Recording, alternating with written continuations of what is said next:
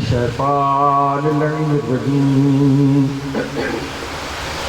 بسم الله الرحمن الرحيم الحمد لله الذي علا في توحده ودنا في تفرده الذي بعد فلا يرى وقرب فشهد النجوى والصلاة والسلام والتحية والإكرام على أشرف الأنبياء والمرسلين حبيب إله العالمين سيدنا ونبينا وحبيب قلوبنا وطبيب نفوسنا وشفيع ذنوبنا أبي القاسم محمد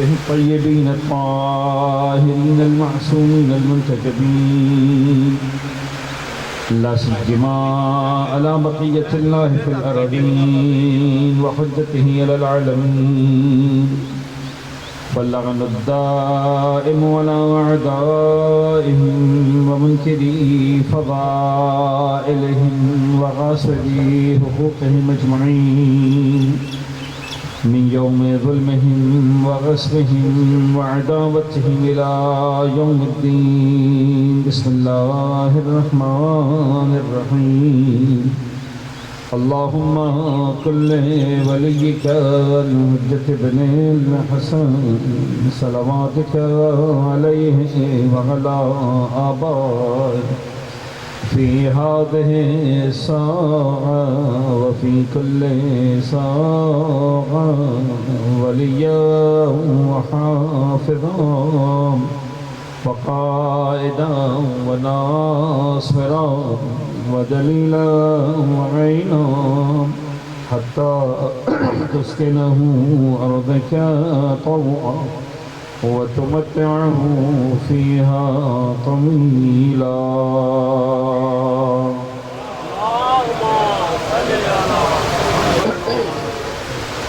أما بعد فقد قال الله الحكيم في كتابه المبين بسم الله الرحمن الرحيم يا أيها الذين آمنوا اصبروا وصابروا ورابطوا واتقوا الله لعلكم تفلحون صلى الله عليه محمد وعلى محمد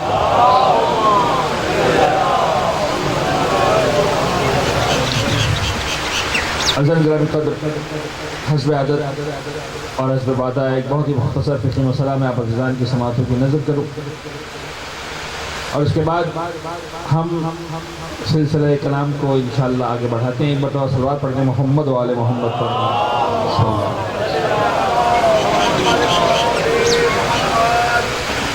ایک مسئلہ میں ہر سال بیان کرتا ہوں, اکثر بیان کرتا ہوں, اس لیے کہ بڑا اہم ہے, وضو کے حوالے سے ہے, طہارتوں کے حوالے سے ہے. بطور کلی ایک بات آپ سے درخواست بھی کروں, جب بھی فرش ادا پر آئے وضو کر کے آیا کریں, اس لیے کہ یہ طہارت والوں کا تذکرہ ہے, طہارت کے ساتھ آنا زیب دیتا ہے. اور آداب میں علماء فرماتے ہیں جب بھی فرش ادا پر آؤ باوضو ہو کر آؤ, اس لیے کہ جس طرح مصلی عبادت پر آتے ہو تو وضو کر کے آتے ہو, یہ بھی عبادت سے کم نہیں ہے. عبادت سے کم نہیں, کا جملہ غلط ہے, عبادتوں سے بڑی بلند عبادت ہے, روح ہے نماز. یہ حسین بن علی کا فرش ادا ہے. اس اللہ پڑھے نا محمد وآل محمد.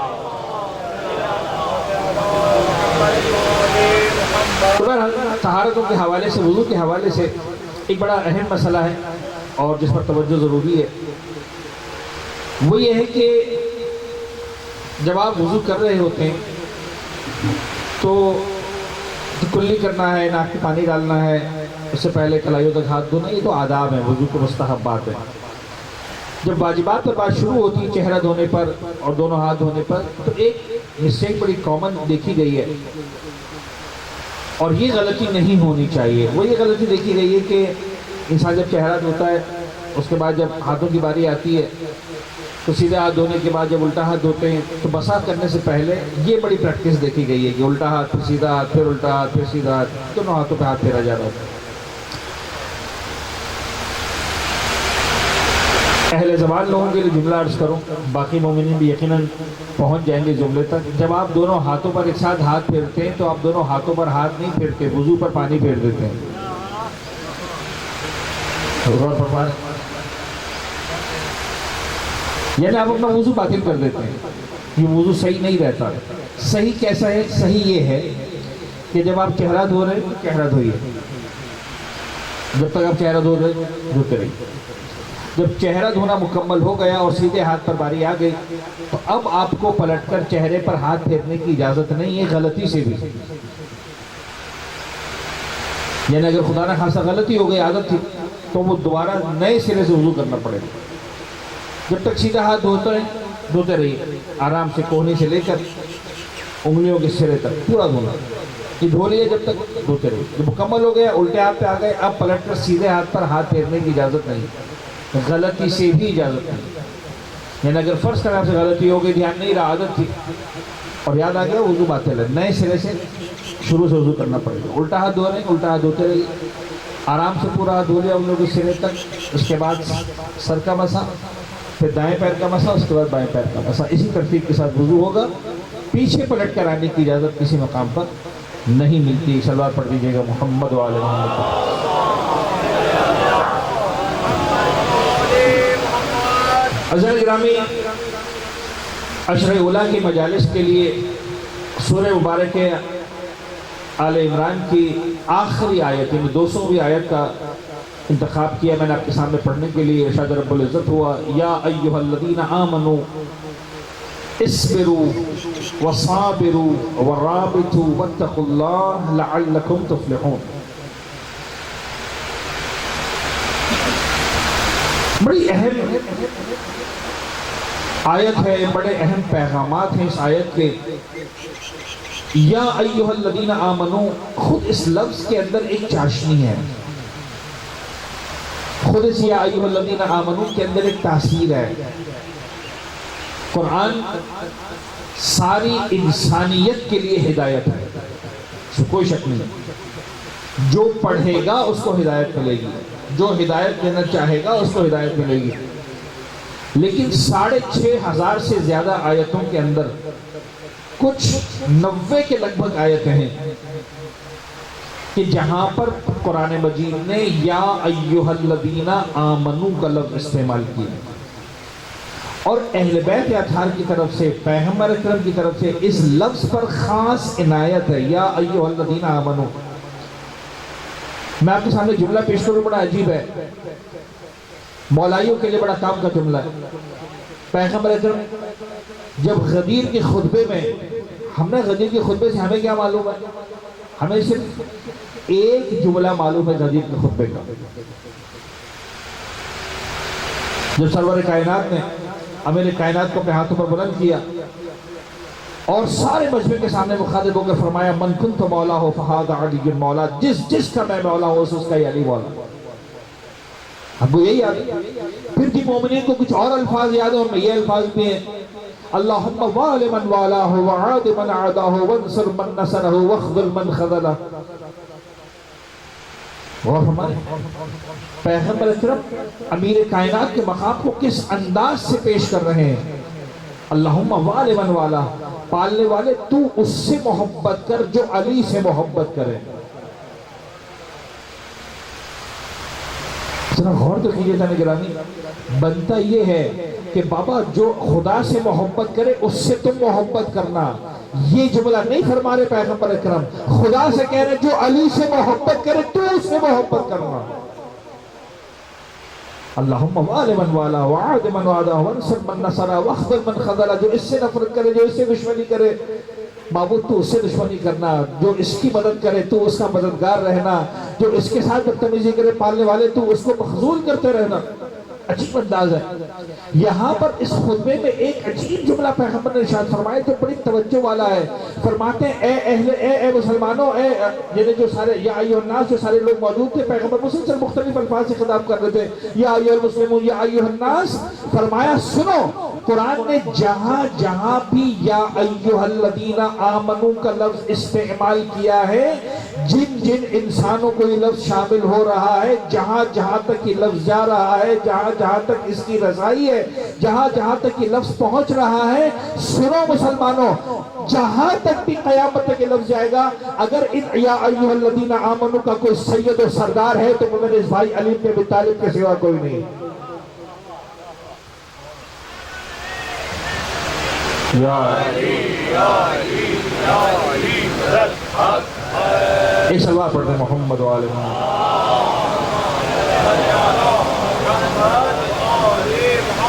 غور فرمائیں ذرا۔ اور اس یا ایھا الذین آمنوا میں آپ نے توجہ سے سنا، ایک نقطہ اور آپ کے سامنے پیش کروں، بڑا خوبصورت نقطہ ہے، میں نے کہا تقریباً 90 مقامات ہیں۔ یا ایھا الذین آمنوا، اچھا جیسے یا ایھا الذین آمنوا کہا، اس کا مطلب کفار سے بات نہیں ہو رہی ہے، ساری ہدایت ساری انسانیت کے لیے ہے، لیکن اس وقت بات اسپیسیفک ہو رہی ہے، تم لوگوں سے بات ہو رہی ہے جو ایمان لے آئے ہو، ایمان لا چکے ہو، کفر کی ظلمتوں سے ایمان کی روشنی کے اندر آ چکے ہو۔ لیکن ایک جملہ یاد رکھنا، ایمان لانا اور ہوتا ہے، ایمان لے کر آنا اور ہوتا ہے۔ ایک عالم دین بڑا اچھا جملہ کہہ رہے تھے، میں چاہ رہا ہوں آپ کی سماعتوں کی نظر کروں، محظوظ ہوں گے۔ علی بن ابی طالب کو اس انداز سے پہچانے، بحث ہوتی، بتاؤ سب سے پہلے ایمان کون لایا؟ اور بعض اوقات ہمارے مومنین بھی جو ہے اس دن میں آ جاتے ہیں کہ سب سے پہلے علی ایمان لائے، سب سے پہلے فلاں، بوڑھوں میں فلاں، بچوں میں فلاں۔ وہ کہنے لگے سر میں آپ سے کہہ رہا ہوں، قسم کھا کے کہہ رہا ہوں، علی ایمان نہیں لائے۔ توجہ ہے، مشکل لگ رہا ہے جملہ، کہہ رہے میں قسم کھا کے کہہ رہا ہوں علی ایمان نہیں لائے۔ تم کہہ دو بھائی جو سب سے پہلے ایمان لایا ہے، جس کے بارے میں بھی کہنا ہے، جس کا نام لینا ہے لے لو۔ تیری بات پہنچ رہی ہے کہ نہیں؟ تمہیں جس کے بارے میں نام لینا ہے کہ یہ سب سے پہلے ایمان لایا، یہ سب سے پہلے ایمان لایا، وہ سب سے پہلے، پھر بعد میں لایا۔ علی کے بارے میں کہہ رہا ہوں قسم کھا کے، قرآن کی قسم کھا کے کہہ رہا ہوں ایمان نہیں لائے، اللہ کی قسم کھا کے کہہ رہا ہوں ایمان نہیں لائے، محمد کی قسم کھا کے کہہ رہا ہوں ایمان نہیں لائے، اس لیے کہ ایمان وہ لاتا ہے جو پہلے کبھی کافر رہا ہو۔ جب تم یہ بات کرتے ہو کہ فلاں ایمان لائے تو ایمان کی بات بعد میں کر رہے ہوتے ہو، کفر کا اعلان پہلے کر رہے ہوتے ہو۔ ایک صلوات پڑھے نا محمد و آل محمد۔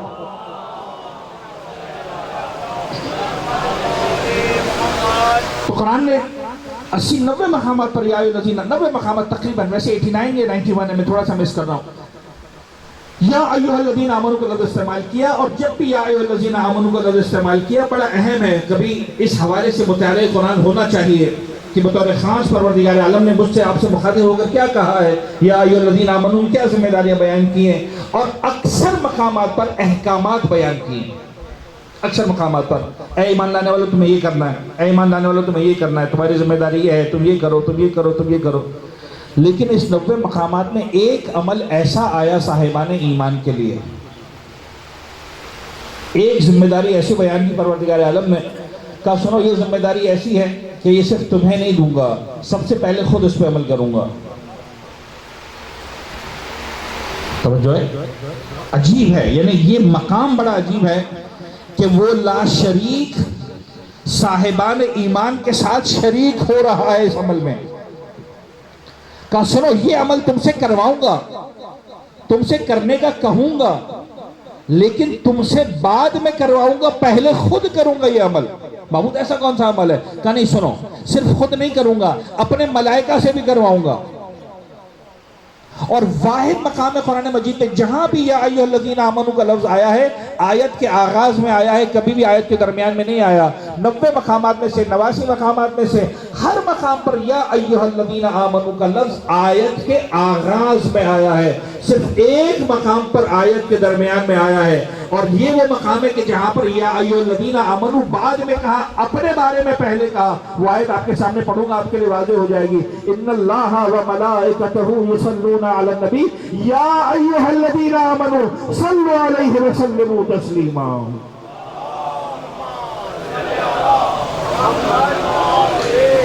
غور فرمائیں، عجیب ہے یہ مقام۔ اچھا جناب گرامی، میرا دل چاہتا ہے اہل بیت اطہار کے مقام اور منزلت کو سمجھیں، اور یہ نقطہ اپنے ذہنوں میں رکھیں، اپنے بچوں کو بطور خاص سمجھائیں۔ مقام اہل بیت، مقام پیغمبر اکرم بہت بلند ہے۔ ہماری سمجھ میں اگر اتنا آ جائے کہ ہمارے سمجھ میں آنے کی چیز نہیں ہے، یہی کمال سمجھ ہے. اتنی معرفت ہو جائے کہ ہمیں ان کی معرفت نہیں ہو سکتی، تو یہی کمال معرفت ہے.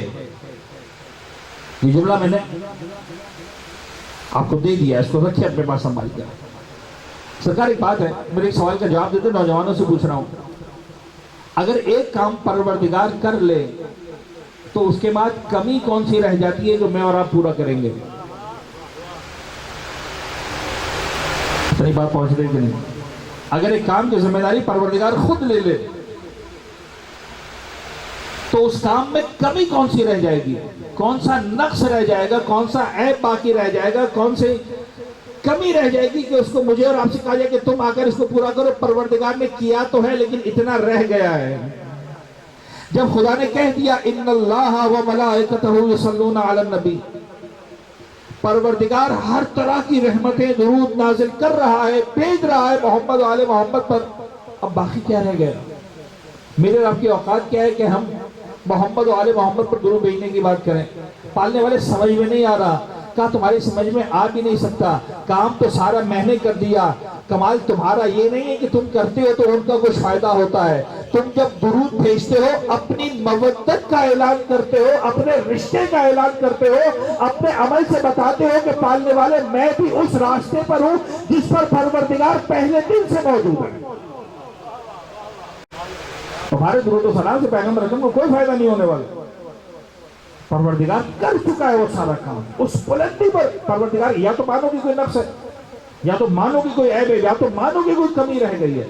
یا ایھا الذین آمنوا اصبروا، اے ایمان لانے والو تمہاری ذمہ داری ہے صبر اختیار کرو.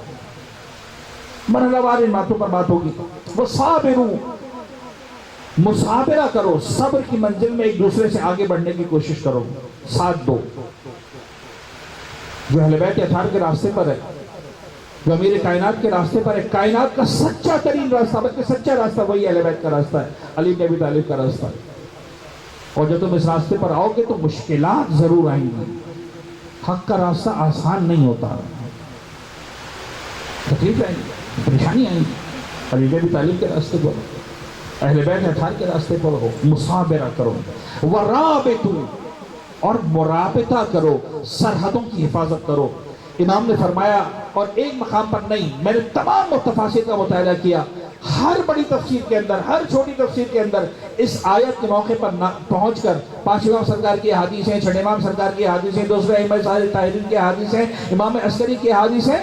یعنی الائمہ یا یعنی الامامہ، ورابطو یعنی اپنی نظریاتی سرحدوں کی امامت کی حفاظت کرو. کیا مطلب حفاظت کرو؟ جس طرح بارڈرز پر، سرحدوں پر بیٹھے رہتے ہو، دشمن حملہ نہ کرنے پائے، جہاں ہر لمحے دھڑکا لگا رہتا ہے کہ نہ جانے کب حملہ ہو جائے، نہ جانے کب واردات ہو جائے. فوجی جب سرحدوں پر بیٹھتا ہے، لائن آف کنٹرول پر بیٹھتا ہے، اسے اجازت نہیں ہوتی ایک لمحے کے لیے بھی آنکھ بند کرنے کی. وہاں پھر بھی اس بات کا امکان ہے کہ کبھی دوستی ہو جائے، وہاں اس بات کا امکان ہے کہ تھوڑی سی غفلت ہو جائے، بات چل جائے، کوئی حملہ نہ ہو. یہ امامت کی سرحد وہ سرحد ہے جہاں 1400 سالوں سے مسلسل حملے ہو رہے ہیں. اور عزیزان گرامی، اب بڑے خطرناک مراحل پر یہ باتیں جا رہی ہیں. غیر تو غیر اپنے حملے کر رہے ہیں. میں بہت زیادہ کھل کر بات نہیں کر سکتا. نظریاتی سرحدوں کی حفاظت کرو، مقام امامت کو پہچانو، مقام امامت کی جتنی باریکیوں کو سمجھ سکتے ہو سمجھو. یعنی تمہیں در حقیقت جو سب سے اہم کام کرنا ہے، اے ایمان لانے والو، توحید کے مرحلے پر بات مکمل ہو گئی، رسالت کے مرحلے پر بات مکمل ہو گئی. رابطو، امامت کے مرحلے پر ہمیشہ ثابت قدم رہنا، امامت کے مرحلے پر حساس ترین رہنا. واتقوا اللہ لعلکم تفلحون، تمہاری فلاح کا راستہ اسی کے اندر ہے. یعنی کچھ بھی ہو علی علی کرتے رہنا، علی کے مقام کو سمجھاتے رہنا، علی کے مقام کو بتاتے رہنا.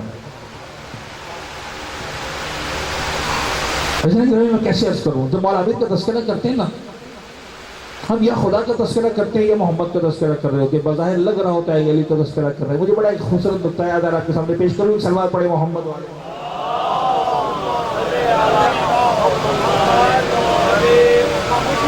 محمد والے محمد بلند صلوات۔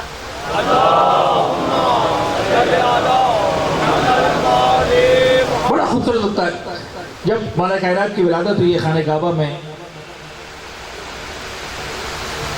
اب واقعات اتنے ہیں کہ اگر میں مولا امیر کی ولادت کے واقعات پڑھنا شروع کروں گا تو پوری مجلس نکل جائے گی۔ فضائل کے عجیب سمندر ہے، خدا کرے جب تک زندہ رہیں مولا کائنات امیر کائنات کے فضائل پڑھتے رہیں، بیان کرتے رہیں، سنتے رہیں، سناتے رہیں، محظوظ ہوتے رہیں۔ علی کے فضائل سن کر مومن منافق کا پتہ چل جاتا ہے۔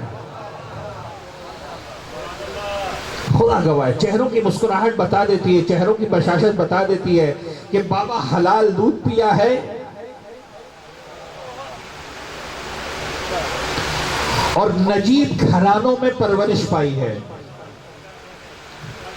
غور فرمائیں ذرا گرامی، مولا کائنات خانہ کعبہ کے اندر موجود ہیں۔ اللہ ہر مومن کو اولاد صالحہ عنایت فرمائے۔ جتنے باپ بیٹھے ہیں یہاں پر میری بات کو بڑی آسانی کے ساتھ سمجھیں گے۔ جب اولاد کی ولادت کا مرحلہ ہوتا ہے، کہا جاتا ہے ماں ٹھیک ہے، ماں کی پریشانی ایک الگ پریشانی ہے، پریشانی سے مراد ماں کی جو تکلیف ہے، ماں کا جو احساس ہے، درد ہے، وہ ایک الگ درد ہے۔ اہل بیت اطہار نے بھی اس پر بڑی گفتگو کی ہے، لیکن باپ کی کیفیت بھی کم نہیں ہوتی ہے۔ یہ باپ ہی سمجھ سکتا ہے جس کے یہاں اولاد کی ولادت ہوئی ہو کہ بھئی باپ کے دل پر کیا گزر رہی ہوتی ہے۔ میری سمجھ میں نہیں آتا 3 دن سے ماں خانہ کعبہ کے اندر ہے، یہ باپ کا کیسا ایمان ہے کہ ایک مرحلے کی فکر نہیں کر رہا۔ اور آج تم پوچھتے ہو کہ ابو طالب کو ایمان تھا کہ نہیں تھا؟ ایمان کی خیرات لینی ہے تو ابو طالب کے در پر آ کر لو۔ 3 دن تو خانہ کعبہ کے اندر ہے، اور جو تیسرے دن 13 رجب کو شہزادی کونین شہزادی جناب فاطمہ بنت اسد مادر مانا کائنات تشریف لے گئی ہیں خانہ کعبہ کے اندر۔ 3 دن 14 اور 15 رجب کو واپس آئی ہیں۔ یہ ایام 20 کہلاتے تھے، اور ایام 20 کی بڑی خصوصیت تھی۔ رجب کا مہینہ وہ پہلا مہینہ تھا جب جنگ حرام ہو جاتی تھی۔ 3 مہینے الگ تھے، ذوالقعدہ، ذوالحجہ اور محرم۔ محرم الحرام کہتے ہیں، ذوالقعدۃ الحرام کہتے ہیں، ذوالحجۃ الحرام کہتے ہیں، اور چوتھا مہینہ جس میں جنگ نہیں ہوتی تھی رجب کا مہینہ تھا۔ وہ حج کے مہینے تھے، لوگ دنیا بھر سے حج کے لیے آیا کرتے تھے۔ پیغمبر سے پہلے حج ابراہیمی کے زمانے کی بات ہو رہی ہے، اور رجب کے مہینے میں عمرے کے لیے آیا کرتے تھے۔ 3 دن بڑی رونق ہوا کرتی تھی، کمال کی رونق ہوتی تھی۔ 13 تک لوگ پہنچتے تھے، 15 سے واپس نکلنا شروع ہو جاتے تھے، اس لیے کہ جنگ دوبارہ شروع ہو جائے گی۔ 13، 14، 15 میلہ لگتا تھا۔ اس سال جو 30 عام الفیل کا سال تھا، جناب فاطمہ بنت اسد بھرے مجمع میں اندر چلے گئیں خانہ کعبہ کے اندر، اور 3 دن تک اندر ہیں۔ ابو طالب نہیں آ رہے، تیسرے دن بھی آ رہے تو پیغمبر آ رہے ہیں، محمد آ رہے ہیں۔ دیوار کعبہ دوبارہ شق ہوئی، جناب فاطمہ بنت اسد باہر تشریف لائیں۔ شاعر نے بڑے خوبصورت جملے کہے، بہت پرانے شاعر ہے لیکن بہت خوبصورت، بڑے بڑے پسند ہیں، میں اکثر پڑھتا ہوں۔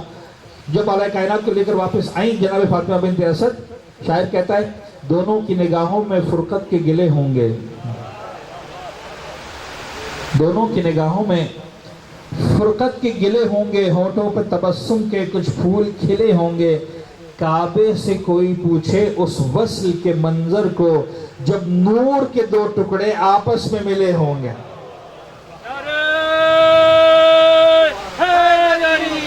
یا علی، جب نور کے 2 ٹکڑے آپس میں ملے ہوں گے۔ اچھا، ایک بڑا خوبصورت نقطہ ہے، علماء بیان کرتے کہ بات یہ ہے کہ جب بھی بچوں کی ولادت ہوتی ہے نا، تو جیسا خاندان، جیسا بچہ، جیسا ایک اپنی محبتوں کا اظہار ہوتا ہے، تو جتنا بڑا خاندان ہوتا ہے اور اس خاندان میں پیدا ہوتا ہے تو ہر آدمی کسی نہ کسی طرح سے اپنے آپ کو اٹیچ کرنے کی کوشش کرتا ہے، نسبتیں دی جاتی ہیں۔ بچوں کو دیکھا جاتا ہے، کہتے ہیں دیکھو پاپا اس کی آنکھیں دادا جیسی ہیں، ہے نا؟ اب وہ ہیں کہ نہیں ہیں، لیکن دادا کو خوش کرنے کے لیے کہا جاتا ہے آنکھیں دادا جیسی ہیں، تو کوئی کہتا ہے بال جو ہے وہ مثال کے طور پر نانا جیسے ہیں، تو مثلا جو ہے وہ اس کے لب جو ہے وہ فلاں جیسے ہیں، اور چہرے کے خد و خال فلاں جیسے ہیں۔ اب مجھے نہیں پتا کیا بات تھی علی ابن ابی طالب کے وجود میں، روایت نہیں ہے، یہ انداز ہے بیان کرنے کا، عشق بھی سمجھ سکتا ہے اس کو، اس کے لیے ریفرنس نہیں ڈھونڈے جاتے۔ جب بچے کی ولادت ہوئی، پروردگار نے کہا چہرہ تو دیکھو کیسا ہے، پتہ نہیں بات پہنچ رہی کہ نہیں، یہ تو وجہ اللہ لگ رہا ہے۔ آنکھیں تو دیکھو کیسی ہیں، یہ تو خدا جیسی ہیں، عین اللہ لگ رہی ہیں۔ ہاتھ تو دیکھو ید اللہ ہے، کان تو دیکھو اذن اللہ ہے، زبان تو دیکھو لسان اللہ ہے، پیغمبر دیکھنے کے بچہ ہے میرے ہاتھ میں، آنکھیں پروردگار لے گیا، چہرہ پروردگار لے گیا، ہاتھ پروردگار لے گیا، کان پروردگار لے گیا، بچا کیا؟ اب جو بچا وہ سمیٹ لو۔ پیغمبر نے بے اختیار فرمایا یا علی لحمو کا لحمی، دمو کا دمی، عظمو کا عظمی، تیرا خون میرا خون، تیری ہڈیاں میری ہڈیاں، تیرا گوشت میرا گوشت۔ علی پہلے دن تقسیم ہو گیا، آدھا خدا کے پاس چلا گیا، آدھا رسول کے پاس چلا گیا۔ جب بھی علی کا ذکر کرتے ہو لگتا علی کا ہے، آدھا محمد کا ہوتا ہے، آدھا خدا کا ہوتا ہے۔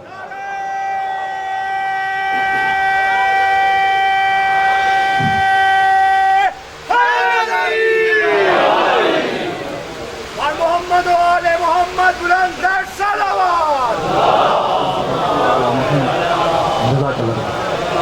اور بڑھائی چلے گیا کیا عرض کروں؟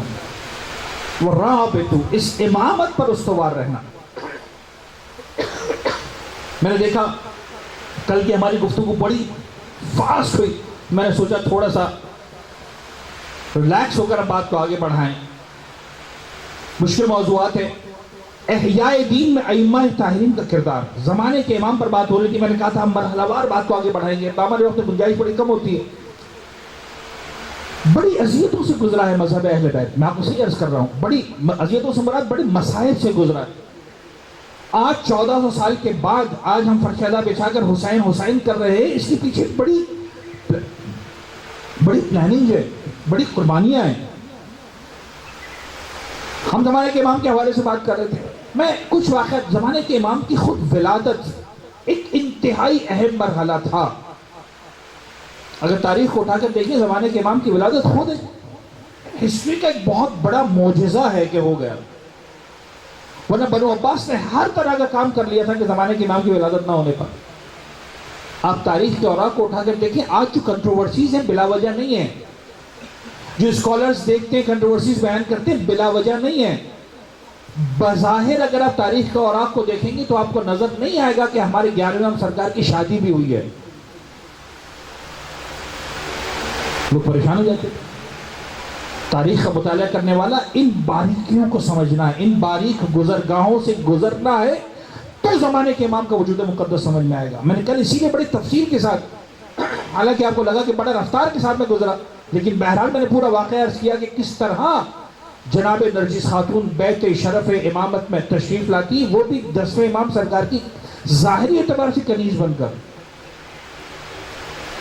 امام کا ایک صحابی جاتا ہے بغداد کے پل سے ایک کنیز کو خرید کر لا رہا، اور اشراف عرب کنیزوں کو خریدتے رہتے ہیں، وہ کنیز بن کر آتی ہیں اور اس کے بعد ظاہری اعتبار سے امام عسکری کو ہبہ کی جاتی ہے۔ نکاح خواب میں ایسا نہیں کہ نکاح نہیں ہوا ہے، یہ نکاح تو اس لیول کا نکاح ہے کہ جس لیول کا کائنات میں کوئی نکاح ہوا ہوگا۔ جناب عیسیٰ اور جناب پیغمبر اکرم خواب میں اس نکاح کو پڑھا رہے ہیں، لیکن ظاہری اعتبار سے کچھ نہیں۔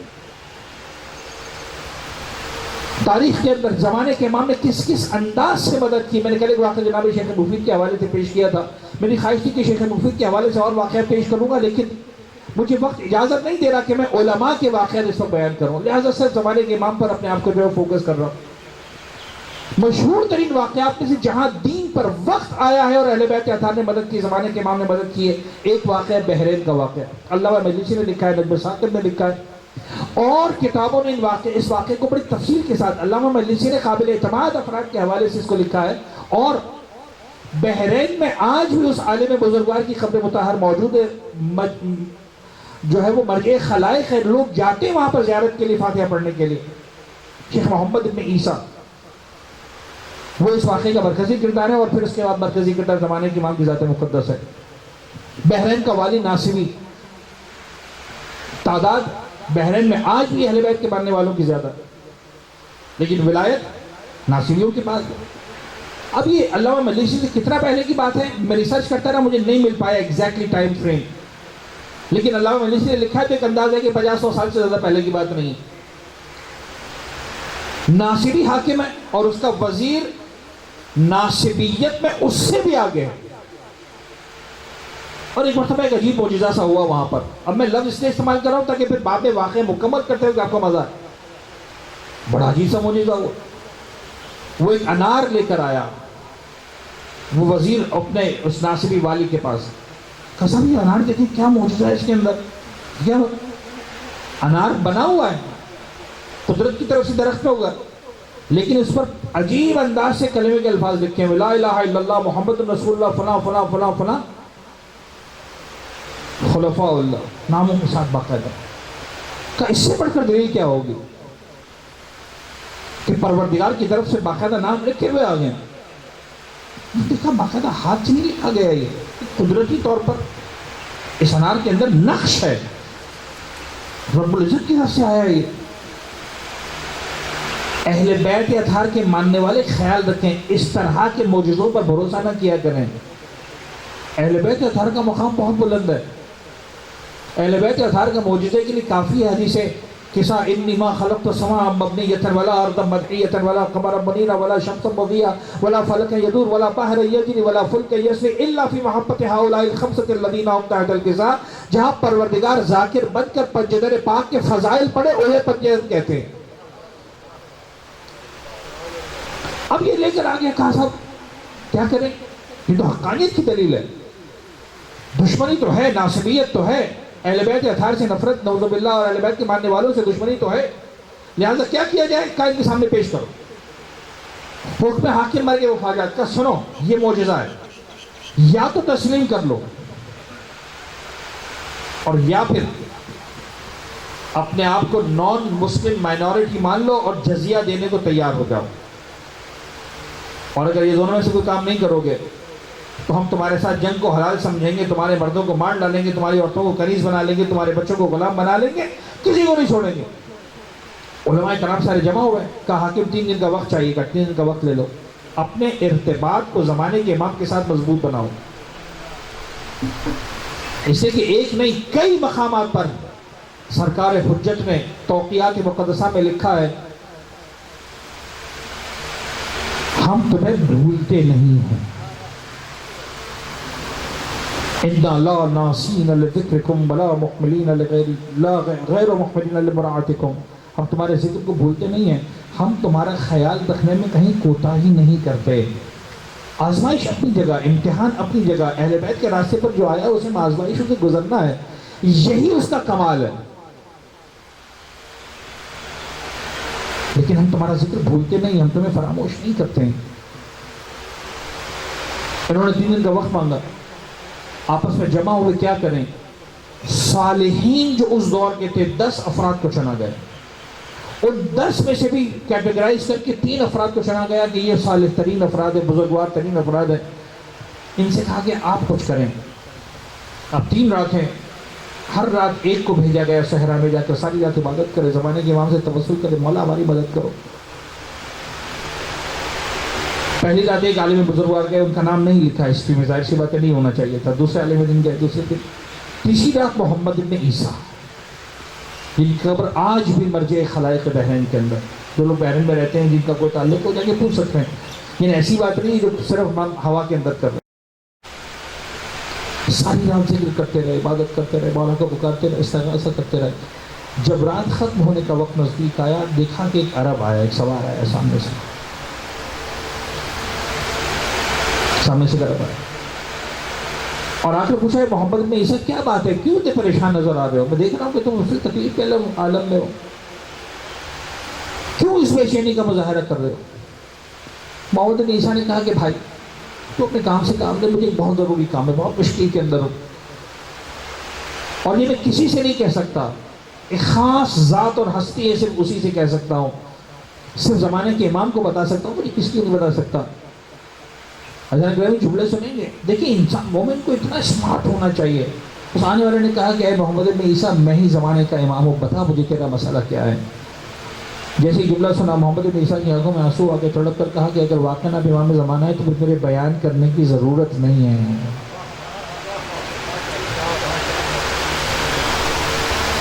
اگر واقعہ آپ زمانے کے امام ہیں تو مجھے بیان کرنے کی ضرورت نہیں, اب میرے دل کے حال کو جانتے ہیں.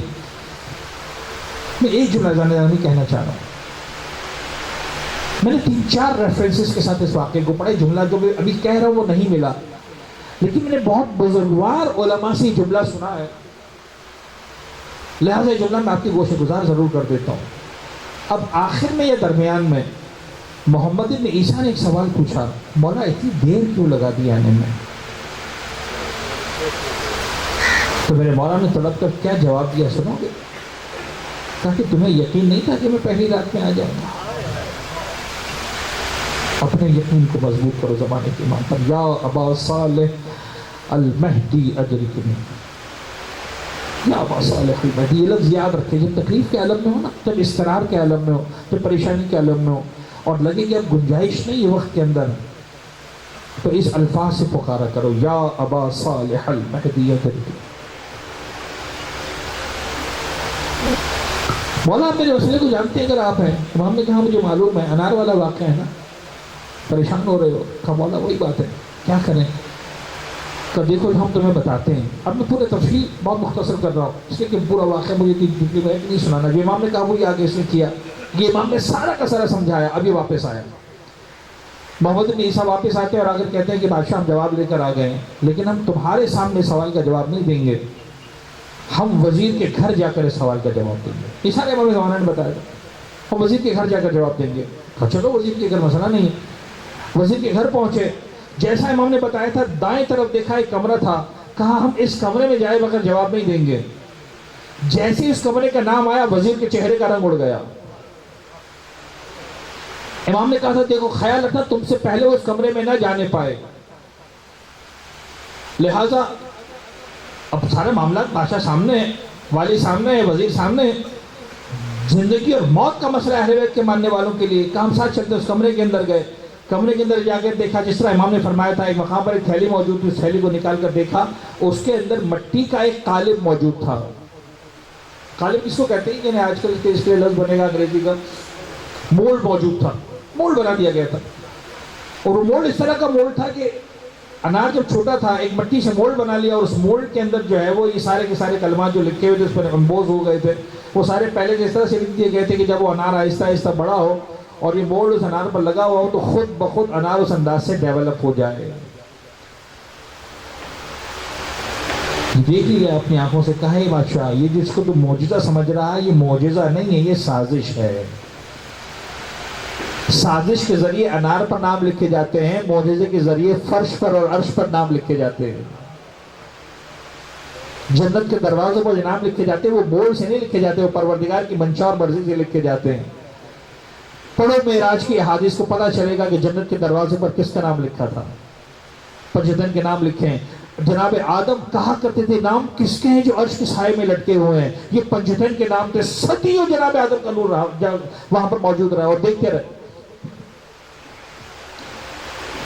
بہرحال پھر محمد بن عیسیٰ نے کہا اے بادشاہ اب ہماری طرف سے ایک معجزہ ہے، ہماری طرف سے ایک معجزہ۔ کیا معجزہ ہے؟ کہا اس انار کو جب کھولا جائے گا تو اس کے اندر سے صرف مٹی اور دھوئیں کے سوا کچھ نہیں نکلے گا۔ جو بظاہر بڑا سالم انار لگ رہا ہے، جو بظاہر بڑا بہترین انار لگ رہا ہے، اس وزیر سے کہا جائے اور پروردگار عالم نے حکم امام زمانہ سے اس طرح سے رسوا کیا جب اس انار کو کھولا گیا مٹی اور دھوئیں کے سوا کچھ نہ نکلا، اور وہ مٹی بھی جا کر اس وزیر کے چہرے اور داڑھی پر پڑی اور پروردگار عالم نے رسوا کر دیا۔ احیاء دین میں ائمہ کا کردار، ائمہ کی بلندی یہ بلندی ہے، جب خدا کا بنایا ہوا ہوتا ہے دین کا اس طرح سے حفاظت کرتا ہے، دین کا اس طرح سے خیال رکھتا ہے۔ اور میں آپ کے سامنے عرض کیا، میں ایک بات اور مکمل کروں گا یہاں پر۔ سرکار امام حجت سے امام عسکری کا سفر کر رہا ہوں اس لیے کہ زمانے کے امام کے اگر واقعات کو آگے بڑھاؤں گا تو بات کہیں سے کہیں پہنچے گی۔ میں یہاں پر روک رہا ہوں سارے واقعات کو۔ سرکار امام زمانہ کی ولادت اہم ترین مرحلہ ہے، مجھے ان مراحل سے گزار کے پیچھے کی طرف آنا آہستہ آہستہ۔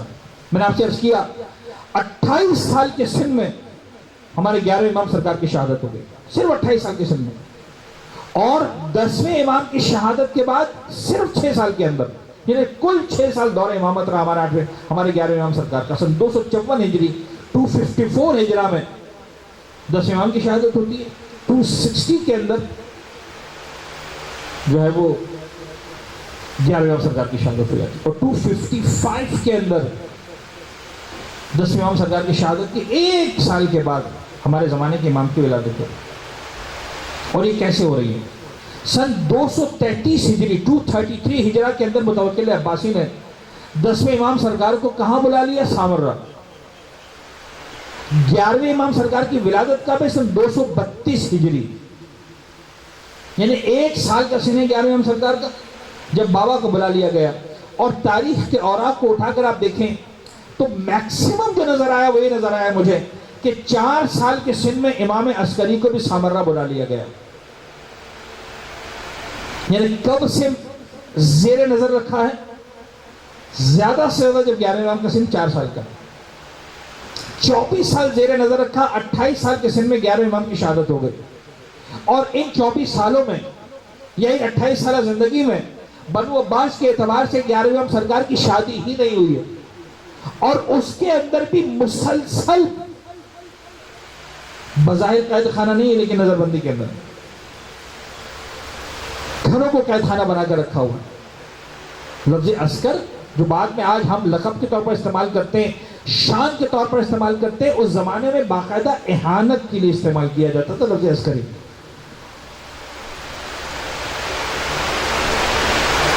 جناب نرجس خاتون تشریف لے آئیں بیت شرف امامت میں، لیکن موقع نہیں مل پا رہا ہے کسی انداز سے بھی کہ زمانے کے امام کی ولادت کے اسباب فراہم کیے جا سکیں. اب کچھ واقعات پیش آئے، یہ ہے مصلحت پروردگار اور یہ ہے کردار امامت جو اس بلندی پر جا کر نظر آتا ہے. تاریخ کو اٹھا کر دیکھیں، ایک عجیب واقعہ پیش آیا سامرہ میں. اچھا، سامرہ کے واقعات جب بھی بیان کی جائیں گی بات ذہن میں رکھیے گا کہ زیادہ تر واقعات اپنوں نے نہیں لکھے، غیروں نے لکھے. اس سے کہ سامرہ میں جو واقعات ہو رہے تھے وہ تخت خلافت اور بیت یعنی بادشاہت میں کہوں، بیت خلافت تو کیا کہوں میں، حاکم وقت کی جو مورخین تھے ان سارے واقعات کو لکھ رہے تھے جن کو چھپایا نہیں جا سکتا تھا. ایک واقعہ پیش آیا، اب اس واقعے کی تفصیلات میں نہیں جاؤں گا لیکن عجیب تفصیلات ہے، اس کو کچھ حد تک بیان کروں گا اشارے تک. قحط پڑ گیا سامرہ میں، بارش نہیں ہو رہی، کسی اعتبار سے بارش نہیں ہو رہی. پورے مسلمان، حاکم وقت جا رہا ہے، صحرا میں جا رہا ہے، نماز استسقاء پڑھی جا رہی. نماز ہے نماز استسقاء، بزرگان جانتے ہیں، بچوں کے لیے نام لے رہا ہوں، جو بارش کی دعا مانگنے کے لیے پڑھی جاتی ہے. اور مقصد پروردگار یہ ہے کہ نماز استسقاء کے بعد عام طور پر بارش ہو جاتی ہے، لیکن بعض اوقات مقصد پروردگار نہیں ہوتی ہیں. ضروری نہیں کہ ہمیشہ ہو جائے. بار بار جا رہے بارش نہیں ہو رہی، لوگ پریشان ہونا شروع ہو گئے. وہ دور ہے کہ جب پانی کے ڈیمز وغیرہ بھی نہیں ہے، اسٹوریج سسٹم نہیں ہے، اور جیسی پانی کی کمی ہوگی فوراً اموات واقع ہونا شروع ہو جائیں گی، قحط پڑنا شروع ہو جائے گا، زمینیں بنجر ہونا شروع ہو جائیں گی. ایسے میں ایک راہب آیا، راہب نے کہا میں بارش کی دعا کروں گا، بارش ہوگی. اب وہ جو آیا اور اس نے دعا کے لیے ہاتھ اٹھایا، اپنے جو بھی اس کے سلسلہ تھا سارا پڑھنے کے بعد، جیسے اس نے دعا کے لیے ہاتھ اٹھائے، ایک مرتبہ رحمت پروردگار آئی، بادل بنے، بارش برسنا شروع ہو گئی. ایک دن، 2 دن، تیسرے دن ایسا لگا کہ پورے سامرہ میں اہل ایمان کا ایمان متزلزل ہو رہا ہے. دربار خلافت تک بات پہنچی، دربار حکومت تک بات پہنچی. سرکار ایسا ہو گیا، ایک عیسائی راہب آ رہا ہے، وہ باقاعدہ دعا مانگ رہے ہیں، بارش ہو رہی ہے، کیا کریں، لوگوں کا ایمان ٹوٹ رہا ہے. لوگ ان باتوں پر ایمان تبدیل کر دیتے ہیں، معجزات مان کر حق کے راستے سمجھ لیتے ہیں. دربار حکومت چلے گا اسی صورت میں جب اپنا کاروبار چلتا رہے، ایمان چلتا رہے، ورنہ ایمان کی فکر ان کو ہوتی تو ایمان کیا ہوتا. سمجھ میں آ گیا کہ اب مدد کرنے کی ضرورت ہے، مدد لینے کی ضرورت ہے. اور کوئی اور جانتا تھا یا نہیں جانتا تھا، دربار حکومت جانتا تھا کہ اگر مدد ملے گی تو فاطمہ زہرا کے گھرانے سے ملے گی. اب وہ امام جن کو ظاہری اعتبار سے نظر بند کر کے رکھا ہوا ہے 11ویں امام سرکار، 10ویں امام کی شہادت کے فوراً بعد کے واقعات، ان کو بلایا گیا. مولا ابو محمد کنیت ہے ہمارے 11ویں امام کی، مولا ابو محمد آپ ہی کچھ کر سکتے ہیں، آپ کے علاوہ ہمارے کسی کے بس میں نہیں، کیا کیا جائے. امام نے کہا ٹھیک ہے، بلاؤ اس راہب کو اور میں اس کا جواب سب کے سامنے دوں گا، تمام مجمع کے سامنے. سامرہ کے لوگ جمع ہو گئے، بات پھیل گئی. ایک دن بعد، 2 دن بعد آنے والے ہیں امام عسکری اور اس کا جواب دیں گے اور اس راہب کی حقیقت کو واضح کریں گے. دین پر وقت آیا ہوا ہے، ابھی باہر سے اتنے معجزے کی بات نہیں کہ بارش ہو رہی ہے، اب دین پر وقت آیا ہوا. امام عسکری تشریف لائے، وہ راہب آیا اور امام نے بادشاہ کے ساتھ کھڑے ہو کر کہا کہ ٹھیک ہے معتز باللہ ظاہرا، کہا ٹھیک ہے، تم اسے کہو کہ یہ دعا کے لیے ہاتھ اٹھائے. اس نے اپنا جو پڑھنا تو پڑھا، اس کے بعد دعا کے لیے ہاتھ اٹھائے. اور جیسے ہی ہاتھ اٹھائے ایک مرتبہ پھر امام کی موجودگی میں بھی حاکم وقت کی موجودگی میں مجمع لگا ہوا ہے، سامراء کے مسلمان کھڑے ہوئے، پھر بادل بننا شروع ہوئے، بارش برسنا شروع ہوئی۔ امام نے کہا اچھا، ایک غلام سے کہا جو بادشاہ کا غلام تھا، کہا دوڑ کر جاؤ، اس کے ہاتھوں میں جو چیز ہے وہ اٹھا کر لے کر آؤ، جو چیز پھنسی ہوئی انگلیوں کے درمیان۔ یہ غلام گیا اور جانے کے بعد اس کے ہاتھوں کی انگلیوں کو کھولا، اندر میں ایک چھوٹی ہڈی پھنسی ہوئی تھی۔ اچھا عجیب بات ہے ذہن گرامی، خدا بہتر جانتا ہے کہ جن کو اعتراض کرنا ہے، اینالائز کرنے کے لیے بہرحال میں کچھ اشارے کرنا ضروری ہے کہ صاحب ایسا ہو کیسے سکتا ہے۔ لیکن خیر میں پہلے بات کو مکمل کروں، اس کے بعد اعتراض و جواب۔ وہ ہڈی نکال کر لائی گئی، امام کے ہاتھ میں دے دی گئی۔ امام نے راہب سے کہا کہ اے راہب اب تو دعا کرو۔ اب جب اس نے دعا کے لیے ہاتھ اٹھائے، جو بادل آئے تھے وہ جانا شروع ہو گئے، جو بارش برسنے کے امکانات پیدا ہو گئے تھے وہ ختم ہونا شروع ہو گئے۔ بادشاہ نے کہا یہ کیا ہے؟ معتز باللہ نے کہا مولا یہ کیا ہے؟ کہا یہ کسی نبی کی ہڈی ہے جو اس کو مل گئی ہے۔ انبیاء کرام پر جو ظلم ہوئے ہیں، قرآن نے جن مظالم کا تذکرہ کیا ہے وہ عجیب و غریب ہیں۔ آریوں سے کاٹا گیا ہے بعض اوقات انبیاء طاہرین کو، لہٰذا یہ جناب یحییٰ کا کردار زندگی سامنے، اور اس کے علاوہ بہت سارے انبیاء بزرگ۔ امام نے کہا نبی کی ہڈی ہے، اور مصلحت پروردگار یہ ہے کہ جب بھی کسی نبی کی ہڈی آسمان کے نیچے آئے گی پروردگار کی بارش ضرور برسے گی۔ اس ہڈی کو عزت احترام کے ساتھ سائڈ پہ کر دیا گیا، راہب کو کہا دعا کرنے کے لیے، دعا نہیں ہوئی۔ اب سارا مجمع امام عسکری کی طرف دیکھ رہا ہے۔ امام عسکری نے اس ہڈی کو دفنانے کا حکم دیا اور اس کے بعد خود اپنے ہاتھ بلند کیے۔ اب جو اپنے ہاتھ بلند کیے، اب میں کیسے عرض کروں؟ اس وقت امام نے زبان سے نہیں کہا لیکن اپنے عمل سے کہا کہ تم اس ایک نبی کی چھوٹی سی ہڈی کو خدا کے سامنے پیش کر کے بارش کے طلبگار بن رہے ہو۔ یہ سارا وجود وہ وجود ہے جس کے لیے پیغمبر فرما چکے تھے لحموں کا لحمی و دموں کا دمی و عظموں کا عظمی۔ یہ خون پیغمبر کا خون ہے، یہ ہڈیاں پیغمبر کی ہڈیاں ہیں، یہ گوشت پیغمبر کا گوشت ہے۔ ہم خانوادہ رسالت سے ہیں، ہم خاندان فاطمہ زہرا سے ہیں۔ میرے مولا نے دعا کے لیے ہاتھ کو اٹھایا، بادل ہوئے۔ بعض روایتوں نے اور تفصیل لکھی ہے، بادل آئے، امام نے کہا تمہارے لیے نہیں برسنے والے، پھر بادل آئے، کہا یہ تمہارے لیے نہیں برسنے والے، پھر بادل آئے تمہارے لیے نہیں برسنے والے۔ چند بادلوں کو کہا کہ یہ وہاں برسیں گے، وہاں برسیں گے، وہاں برسیں گے۔ صرف بادل کا برسانا اور ہے، بادلوں کو منگوا کر دوسرے علاقوں میں بھیجنا یہ اختیار امامت ہے، یہ ہے اختیار امامت، یہ ہے مقام و مرتبہ امامت۔ عزیزان گرامی میں ایک جملہ عرض کرنا چاہ رہا ہوں، میں نے کہا نا کہ آج امامت پر اپنوں کی طرف سے حملے ہو رہے ہیں۔ یاد رکھیے گا اس اختیار امامت کو کہتے ہیں ولایت، اس اختیار امامت کو کہتے ہیں ولایت۔ اور ایک لفظ جو بزرگان کے درمیان چلتا ہے ولایت تکوینیہ، اسی کو کہتے ہیں۔ پروردگار کی طرف سے تکوین پر اختیار ہے، اس کائنات پر اختیار ہے، اس کائنات کے نظام کو چاہیں تو اپنی مرضی سے چلا سکتے ہیں۔ یہ اور بات ہے وَمَا تَشَاءُونَ إِلَّا أَن يَشَاءَ اللَّهُ، اہل بیت اطہار مرضی پروردگار کے علاوہ کہیں جاتے نہیں ہیں، لیکن جہاں اپنے مقام کا اثبات کرنا ہے وہاں کر کے بتاتے ہیں، اور پروردگار نے انہیں اختیار دیا ہے۔ اسی کو ہم ولایت تکوینیہ کہتے ہیں۔ اختیار ان کے پاس، جانتے ہیں کیا ہو رہا ہے کائنات کے اندر۔ پھر ایک مرتبہ اللہ تعالیٰ نے کہا اب تم اپنے گھروں کو چلے جاؤ، یہ بادل تمہارے لیے برسنے والے ہیں۔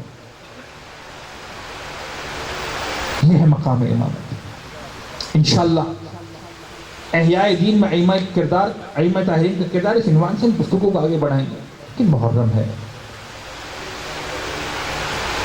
محرم۔ عزیزان گرامی امامت تو بہت بلند مقام ہے۔ امام کے ادنا غلام بھی اگر چاہیں نا تو جنت بنا کر بیچ دیتے ہیں، خدا گواہ۔ یہ جو قربانیاں دی ہیں نا کربلا کے میدان میں اور کربلا والوں نے، یہ قربانیاں، ایک جملہ بعض اوقات نوجوان پوچھتے ہیں، اس لیے میں کہہ رہا ہوں کہ بھئی ایسے مصائب دنیا میں پہلی مرتبہ اور آخری مرتبہ تو نہیں ہوئے کربلا میں، نہ جانے اور کتنے ہزاروں لوگوں کو مار دیا گیا، بعض اوقات اس سے زیادہ بے دردی سے مارا گیا۔ آپ صرف کربلا والوں کو تذکرہ کیوں کرتے ہیں؟ جواب یہ ہے کہ دنیا میں جس پر بھی ظلم ہوا وہ مجبور تھا ظلم برداشت کرنے پر۔ حسین کا قبیلہ وہ تھا جو اپنے اختیار سے مظالم کو برداشت کرتا، اختیار سے مظالم کو برداشت کر رہا تھا۔ آج دوسری محرم کا دن ہو گیا. بہت سارے مسائل ہیں جو مجھے آپ کے سامنے پڑھنے. کربلا کے میدان میں حاضری بھی مجھے پڑھنی ہے، اور دو جملے میرا دل چاہتا ہے مسلم نے عقیل کے حوالے سے بھی آپ کے سامنے پیش کروں. کربلا کا پہلا شہید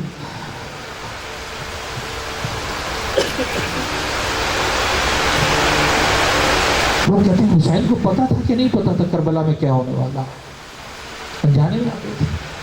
جیب باتیں کرتے ہیں، مقتل کو اٹھا کر دیکھیں، حسین کو معلوم تھا، حسین کے ذوالجناح کو بھی معلوم تھا.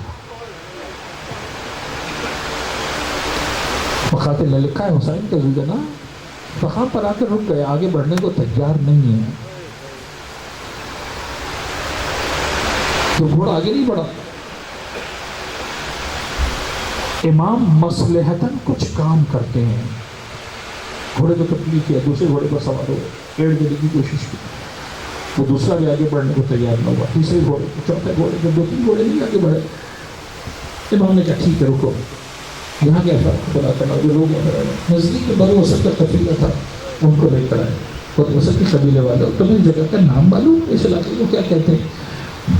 بظاہر صحرا، بظاہر جنگل، تمہیں معلوم ہے اس علاقے کو کیا کہتے ہیں؟ کسی نے کہا بولا ہم نے سنا ہے اس علاقے کو ہم نینوا کہتے ہیں، اور کوئی اور نام بھی ہے. کسی نے کہا مولا اس علاقے کو ہم شط الفرات بھی کہتے ہیں. پھر بلایا گیا، تم نے کوئی اور نام سنا ہوا ہے؟ ایک بزرگ آیا کہ مولا ہم نے اس کو غازریہ بھی کہتے ہیں، اس کا نام غازریہ بھی ہے. کہیں کوئی اور نام بھی ہوگا. اب ایک بہت بوڑھے کو بلایا گیا، وہ آیا اور کہا کہ ایک نام اور بھی ہے لیکن مولا میں آپ کے سامنے لینا نہیں چاہتا ہوں. کہیں بتاؤ کیا نام ہے؟ رو کر کہنے لگا مولا اس جگہ کو ہم کربلا بھی کہتے ہیں، اس جگہ کو ہم کربلا بھی کہتے ہیں. کربلا یہی جگہ ہے. عباس یہیں پر ہمارے خیمے نصب کیے جائیں گے، عباس یہیں پر ہمارے خیمے نصب ہو گئے. عجیب درد ہے کربلا کی تاریخ ہے. کاروان کو روکا گیا، کاروان نے پڑاؤ ڈالا، خیمے لگنا شروع ہوئے. سب سے پہلا خیمہ شہزادی زینب کبریٰ کا لگا، اس کے بعد دوسرے خیمے لگنا شروع ہوئے. سامان ابھی اونٹوں پر ہے، ابھی سارے خیمے لگے بھی نہیں تھے. عجیب جملہ ہے، قیامت کا جملہ علماء پڑھتے ہیں. جناب زینب نے جناب فضہ کو بھیجا، فضہ جاؤ ذرا جا کر میرے بھائی حسین کو تو بلا کر لانا. اجر کو بلا اللہ. مولا حسین تشریف لاتے، کام چل رہا ہے پیچھے سارا کا سارا. عباس سارے خیمے لگاتے جا رہے. جناب زینب خیمے میں آ گئی، سارے خیمے مکمل نہیں ہوئے. فرماتی ہیں بھیا حسین ہم خیمے میں تو آ گئے، اتنی خواہش ہے کہ درخواست کرنا چاہتے ہیں. کہیے زینب کیا بات ہے؟ بھیا ممکن ہے ہمارے خیمے یہاں سے ہٹا کر کسی اور جگہ لگا دیے جائے. جنہوں نے روایت سنی وہ سمجھ گیا، آنکھوں میں آنسو آ گئے. جو نہیں رویا وہ اب روئے گا. جیسی مولا حسین نے سنا، کہا زینب بہن ابھی تو سارے خیمے لگے بھی نہیں ہیں، ایسی کیا بات ہے، کیوں آپ خیموں کو ہٹانے کی بات کر رہی ہیں؟ تڑپ کر جناب زینب فرماتی ہے بھیا حسین مجھے نہیں پتا، لیکن جب سے میں خیمے میں آئی ہوں مسلسل میرے کانوں میں کسی بیوی کے رونے کی آواز.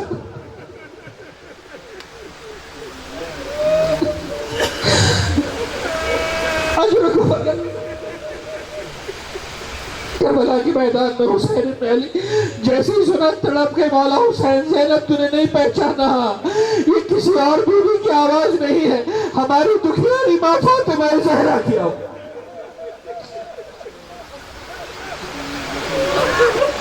اجرکم اللہ، اجرکم اللہ. بس ایک روایت اور پڑھوں گا جناب مسلم کے حوالے سے، ساری شہادت پڑھنے کا موقع نہیں رہا. بہت ہی مختصر سے ایک روایت پڑھ رہا ہوں.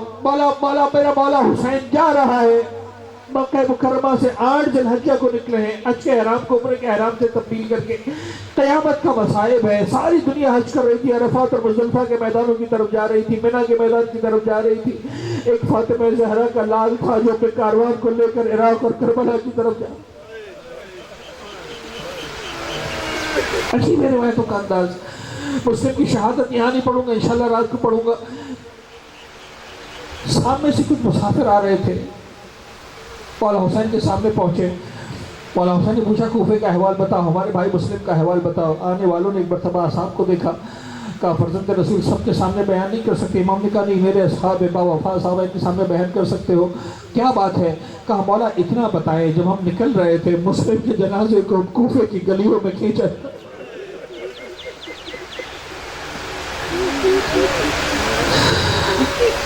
مسلم کے سر کو دار الامارہ پر لٹکایا ہوا تھا۔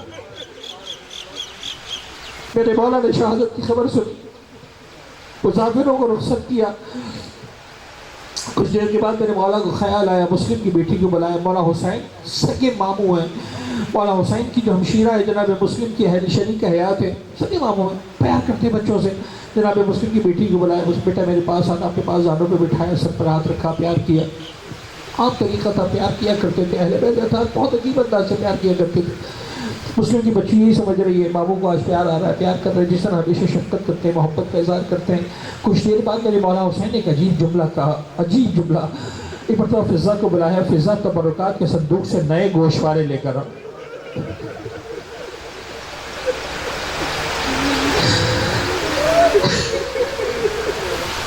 نئے گوشوارے لائے۔ میرے مولا حسین نے اپنے ہاتھوں سے مسلم کی بیٹی کے کانوں سے پرانے گوشوارے اتارے، نئی بالیاں کانوں میں پہنائی۔ علماء یہ پڑھتے ہیں جب یہ نئی بالیاں پہنائی اور اب پیار کیا تو مسلم کی بیٹی کی زبان پر ایک جملہ آیا، قیامت کا جملہ، رو کر کہنے لگی مامو جان آج آپ ایسے پیار کر رہے ہیں جیسے یتیموں سے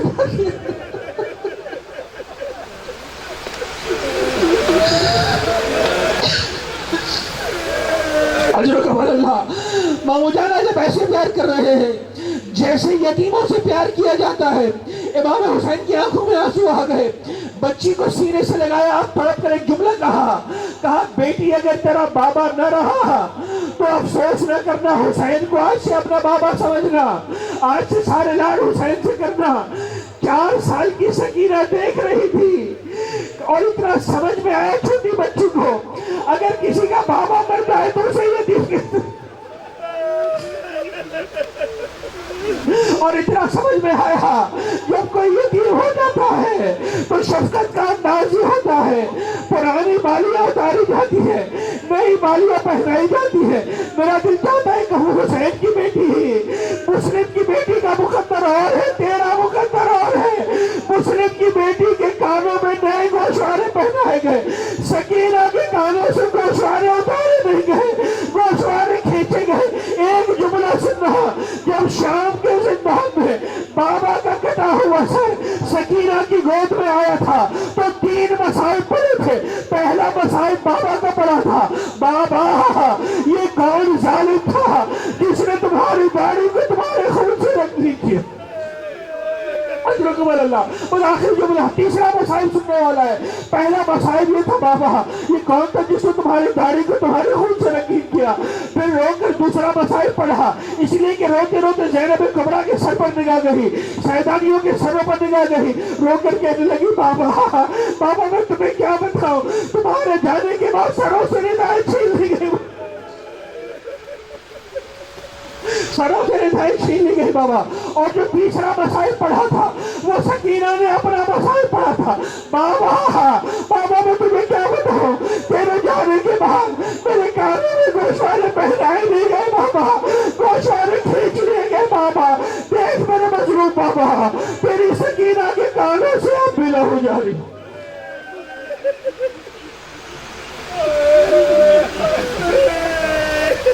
اللہ رحمت اللہ علیہ القوم